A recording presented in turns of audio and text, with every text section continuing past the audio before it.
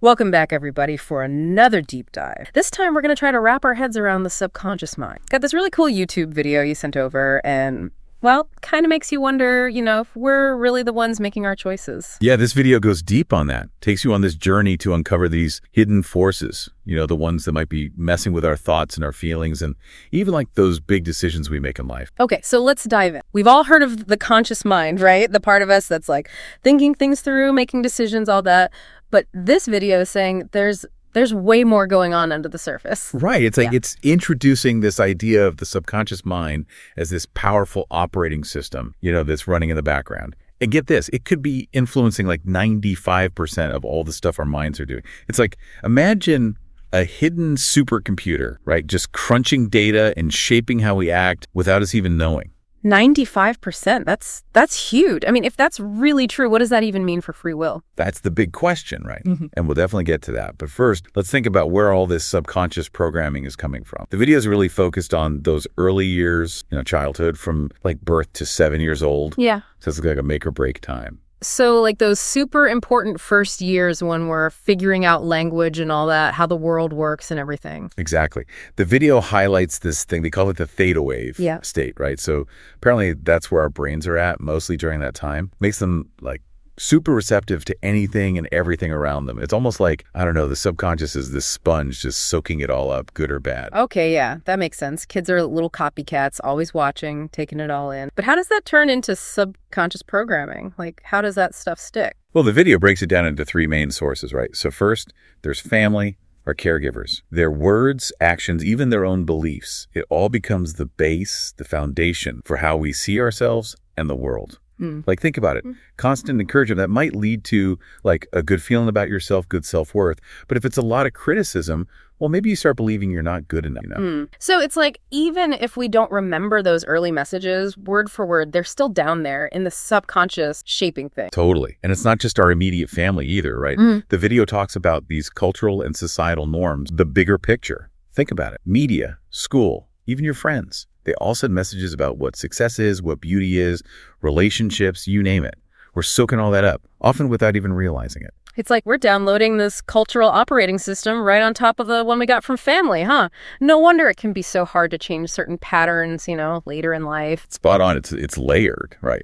And then you've got the impact of trauma, and any really intense emotional experiences, good or bad. Those events, they leave this like deep mark in our subconscious, and they can create these triggers and defense mechanisms that pop up way later, even when the event is long gone. Yeah, that makes sense. Like, I know for me, there are certain sounds or situations that, bam, I'm right back to feeling like a kid again, same emotions and everything. My subconscious is still running that old program, I guess. Exactly. Those emotional imprints, they're powerful stuff. Yeah. And a lot of times, we're not even aware they're running the show. Okay, so we've got these subconscious programs, right? Running in the background, shaped by all these experiences, by society, everything. But what's the engine? What drives these programs? What makes them tick? Well, the video does a pretty good job of breaking down these forces. And it starts with one of the most basic things, survival. This programming, it's ancient, passed down from, our ancestors and all that. And it shows up as fear of failing, rejection, anything unknown. It's like our subconscious is stuck in the Stone Age or something, even though we're living in this totally different world now. Always on edge, looking out for danger. I like that. You're right. And it's interesting because that fear response, was key for survival way back when. But nowadays, it can hold us back, keeps us from taking chances and really living up to our potential. So how do we unplug from those primal fears, the ones that maybe aren't even relevant anymore? Yeah, good question. We'll get to the practical stuff, the tips for reprogramming our subconscious a little later. But first, the video points out this other powerful force, repetition and conditioning. Basically, the subconscious, it learns through being exposed to the same stuff over and over. So the more we see or hear something, the more likely we are to think it's true. So it's like those slogans, from commercials, the ones they play a million times. Even if consciously we're like, nah, I don't buy that, it's still getting in there, into the subconscious and maybe shaping how we think. Exactly. The subconscious, it doesn't judge, it doesn't filter like our conscious mind, right? It's so like, a sponge again. Yeah. Just soaking it all up, especially if it hears it enough times. That's kind of creepy, honestly. It makes you realize just how much, our environment, everything we see and hear, it's all messing with us on this subconscious level. It is. And speaking of influence, the video also gets into this thing called emotional trigger. Okay, we touched on that a little earlier, but let's break it down. How do these emotional triggers work exactly? So every time we have a strong emotion, right? Doesn't matter if it's happy, sad, angry, scared, whatever, it creates this imprint, this mark on our subconscious. And then later on, similar situations, similar stuff, it can reactivate that imprint. And boom, that same emotional response comes rushing back automatically. It's like our brains are taking a shortcut, making us react in a certain way without even thinking about it. Right. And those reactions, well, they aren't always helpful. Sometimes they don't even make sense, especially if they're coming from some old hurt or trauma from the past. Okay, this is starting to feel really complex, this whole subconscious mind thing. Shaped by our experiences, driven by these primal instincts, emotional triggers, and then it's constantly being conditioned by everything around us. It's a lot. It is. It is. And to add another layer, this might be new for some folks, but the video talks about this concept called the collective unconscious. Ooh, now we're getting into some really interesting stuff. What is that, the collective unconscious? So Carl Jung, this super famous psychologist, came up with the term, right? It's meant to describe this like shared layer of consciousness, something that connects us all, like this big reservoir of universal experiences, those archetypes, myths, all that stuff that's been passed down for generations. You mean we're all tapping into this pool of human experience without even knowing it? That's the theory, yeah. And it might explain why certain themes, certain symbols, certain stories, they resonate with us, no matter what culture we come from, no matter what time period. It's like we're all connected to this deeper level of being human, and it's shaping how we see ourselves, our role in the world, the whole thing. Wow, that's pretty mind-blowing. So if we're all walking around with these subconscious programs, right? Influenced by everything, our own experiences, society, even this collective unconscious. I mean, does it even make sense to talk about free will at that point? That's the million-dollar question, isn't it? And that's where this video really gets you thinking. Okay, you've got me hooked. Tell me more. So, welcome back to our deep dive into the subconscious. Before we jump into this whole free will thing, let's circle back to something you mentioned earlier, that feeling of being stuck, like those old programs are just like running the show and we're, stuck with them. Right, exactly. If 95% of what we do is driven by the subconscious, it's a little freaky to think we're basically on autopilot most of the time. Like, are we even in control? I totally get that feeling. But here's the good news. This video doesn't just leave us hanging with that thought, feeling powerless and all. It actually dives into this idea of reprogramming the subconscious. Yeah. Like, we can change it. Okay, that's a relief, honestly. But how do we even start? I mean, we're talking about something that's like so deep-rooted, mostly hidden from view. How do we even get in there and reprogram it? Well, it all starts with awareness. Yeah. We got to shine a light on those subconscious patterns, those beliefs that are driving our behavior. It's like becoming a detective, but in your own mind. Ooh, I like that. So how do we become these like subconscious detectives? What are our tools? Well, the video highlights a few practices that can help. Things like mindfulness, journaling, and meditation. Mindfulness, that's all about paying attention to your thoughts, your emotions, even what's going on in your body, but without judging it. Just observing. It's like you become this curious observer of what's happening inside, noticing those patterns, those themes that keep popping up. So instead of getting swept away by those thoughts and feelings, we're learning to just watch them go by. Exactly. Exactly. Yeah. And journaling, that can be a great partner for mindfulness. By writing stuff down, your thoughts, your beliefs, even those scary fears, you start to see them more clearly. You can ask yourself, like, where does this belief even come from? Is it even true? Is it helping me or is it holding me back? It's like putting those subconscious thoughts on trial, huh?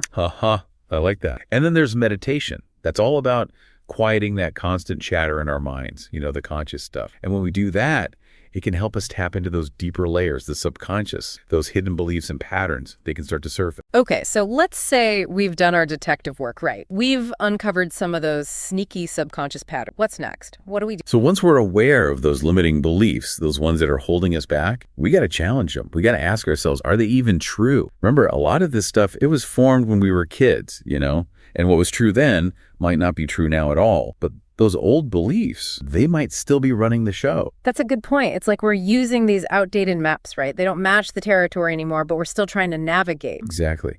So we got to take a good hard look at these beliefs. Ask ourselves, is there any evidence to back this up? Or is it just like a story I've been telling myself this whole time? So we're using logic, right? Yeah. Reason to break down those old ingrained patterns. Exactly. The video actually talks about this therapy, CBT, cognitive behavioral therapy, says it's super helpful for this kind of thing. CBT helps us spot those wonky thought patterns, the ones that might be messing us up, and it helps us reframe them. Oh yeah, CBT, I've heard of that. It's used for like anxiety and depression, right? Yep, that's right.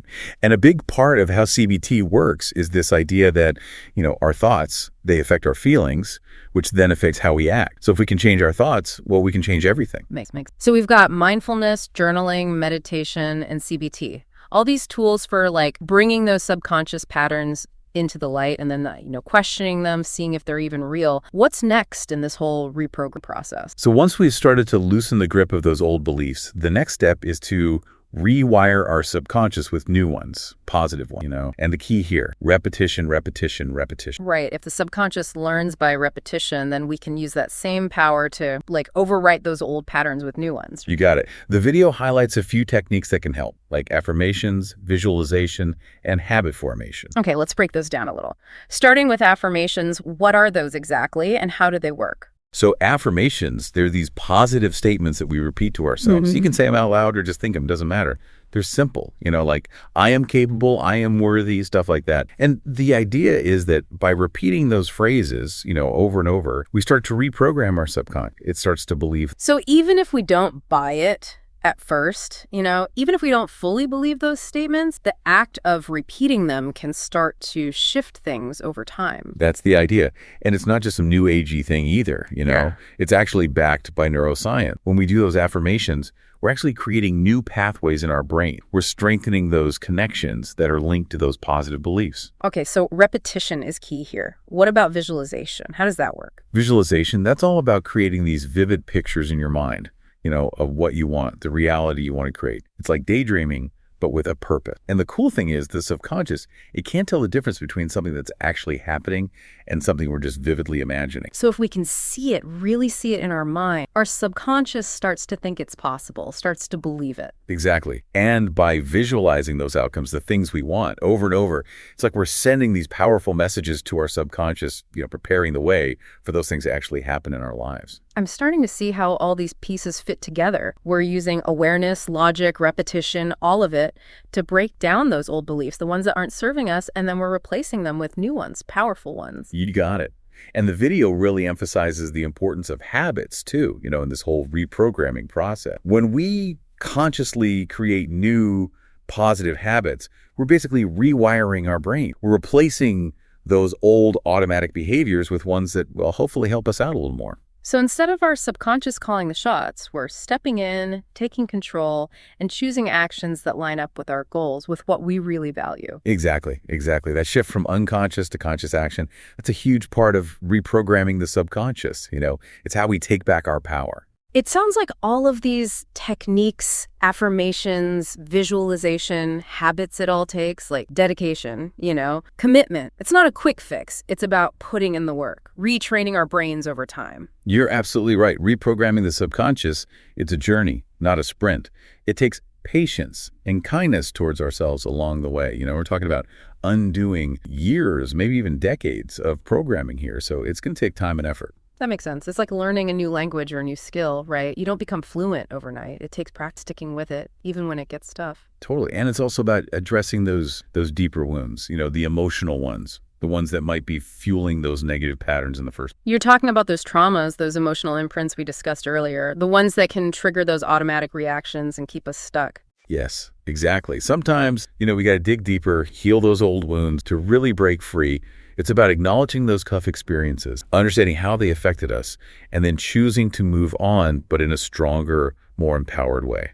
Okay, I'm intrigued. Tell me more. What are some of the ways we can heal those emotional wounds? What does the video suggest? Well, the video mentions a few approaches, like inner child work, somatic healing, and forgiveness practice. Let's unpack those a bit, starting with inner child work. What is that exactly? So inner child work, it's this therapy approach that focuses on connecting with and healing those wounded parts of ourselves that, well, they kind of got stuck back in childhood. It's about offering compassion, understanding, and validation to that younger version of ourselves, the one who might still be carrying those hurts and those limiting beliefs. It's almost like we're reparenting ourselves, giving ourselves that love and support we maybe didn't get back. That's a great way to put it.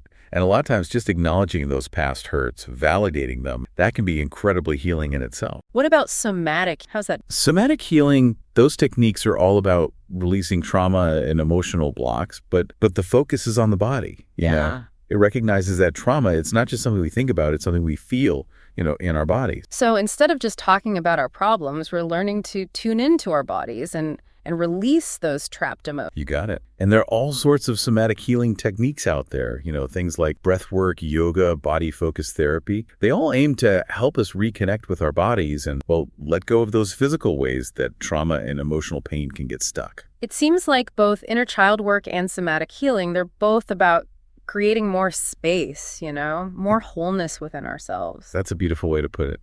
And speaking of creating space, the video also talks about the importance of forgiveness. Forgiveness. That's a tough one, I gotta admit. But I'm open to hearing how it connects to this whole reprogramming thing. So forgiveness, it's not about saying what happened was okay, It's not about condoning hurtful behavior.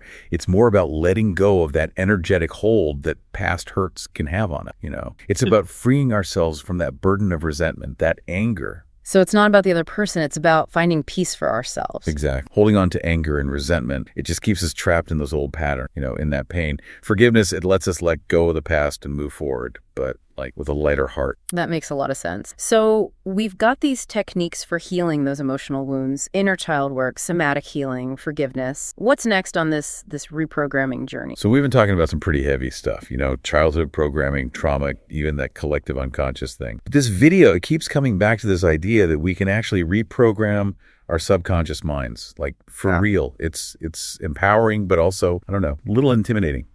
Yeah, I get it. It's a big shift to go from feeling like we're like puppets, controlled by these subconscious forces to realizing we can actually change them. But this next part, this might be the most exciting part of the whole video. It's all about tapping into the power of the present moment. Right.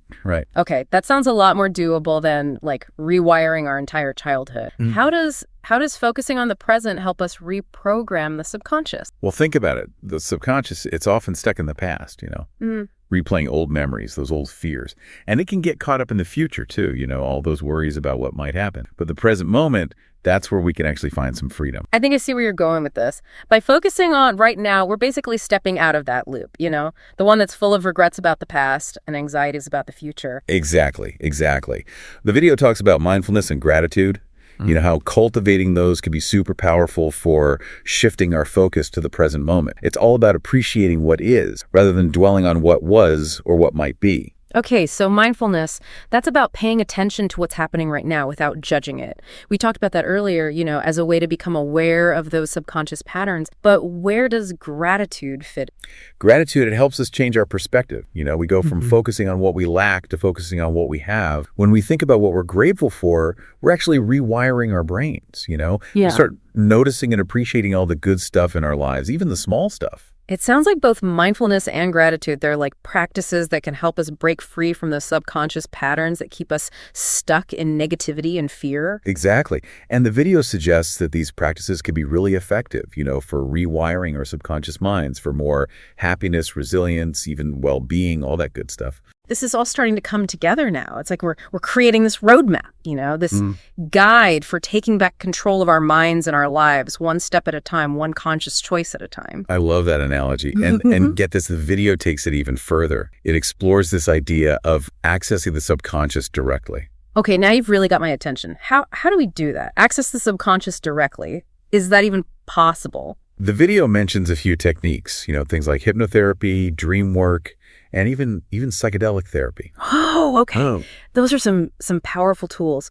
Let's start with hypnotherapy. How does that work exactly? So hypnotherapy, it uses guided relaxation and focused attention, It's a way to bypass the conscious mind and get right to the subconscious. Yeah. And in that relaxed state, it becomes a lot easier to reprogram those old patterns, install new beliefs, positive ones. So it's like we're hacking into our own operating systems. Yeah, that's a good way to put it. And it can be a really effective way to address those deep-seated beliefs, those behaviors that are super resistant to change through other methods. What about dream work? I've always been fascinated by dreams, but I've never really thought about them as a tool for self-discovery. Dreams, they're a direct line to the subconscious, They're full of symbols, metaphors, all these emotions. They can give us valuable clues about well, our deepest fears, desires, even our beliefs. So by paying attention to our dreams, we can start to decode those messages our subconscious is sending us. Exactly. And there are a bunch of different techniques for dream work, keeping a dream journal, analyzing those recurring themes, those weird symbols, and even practicing lucid dreaming, where you become aware that you're dreaming and can, control the dream. That's wild. It's like we're becoming active participants in our own subconscious explorations. Exactly. And then there's psychedelic therapy. The video touches on this too. It's gaining more recognition these days for its potential to heal trauma and create these profound personal transformations. I've heard about that, the growing interest in psychedelics, especially in therapy settings. But how does it work? How does psychedelic therapy tap into the subconscious? So psychedelics, when they're used in a safe setting, controlled environment with trained professionals and all that, they can help to dissolve those ego boundaries and allow us to really explore our subconscious mind. And this can lead to big insights, emotional breakthroughs, even lasting changes in how we see the world. It sounds like psychedelic therapy, it can be like a fast track, It can really accelerate that whole reprogramming process we've been talking about. That's the idea. But of course, you got to approach psychedelic therapy with a lot of caution and respect, And it's super important to only work with qualified professionals. They can make sure you're safe and help you process everything after. Absolutely. These are powerful tools for sure, and they should be treated with care and an intention. So, wow, we covered a lot of ground in this deep dive. We talked about where those subconscious programs come from, all the ways we can reprogram them. It's clear that we have way more power than we often realize, to shape our thoughts, our beliefs, even our behaviors. It really is empowering. And the video makes a great point, that this whole journey of self-discovery, it never really ends. It's not about reaching some perfect state. It's about constantly exploring, learning, and, evolving. I love that. It's not about erasing the past, pretending those tough experiences didn't shape us. It's about acknowledging them, seeing how they affect us, and then making the choice to move on, but in a stronger, more empowered way. Exactly. It's about rewriting the story, not pretending it never happened. And it takes dedication, Yeah. Patience, and a lot of kindness towards ourselves. Yeah. Self-compassion. That seems like a key ingredient in all of this. We can't expect to flip a switch and reprogram our subconscious overnight, right? It's a journey. It is. And I think that's what makes it so rewarding. The more we understand our subconscious minds, the more we understand ourselves. And that self-understanding, that can lead to so much more freedom, fulfillment, even joy, all that good. So as we wrap up this deep dive into the subconscious mind, what's the one message you hope listeners say? Oh, that's a tough. But if I had to choose just one, it would be that you are not defined by your path. The subconscious is powerful, no doubt, but it doesn't have to be your destiny. You have the power to choose your thoughts, your beliefs, and ultimately, the direction of your life. That's a great message to end on. And to leave everyone with one last thought-provoking question, I'm going to share a quote from Carl Jung that really stuck with me. Until you make the unconscious conscious, it will direct your life and you will call it fate. Wow, that's a good one. It really sums up the importance of all this, By shining a light on those subconscious patterns, those beliefs, we can finally step out of the shadows and start driving our own. We become the creators, of our own reality. Well, thank you so much for taking the time to share your insights with us. This has been really fascinating. It's been my pleasure. Thanks for having me. And to everyone listening, thank you for joining us on this deep dive into the subconscious mind. We hope you've learned some valuable stuff, some tools for your own journey of self-discovery. Until next time.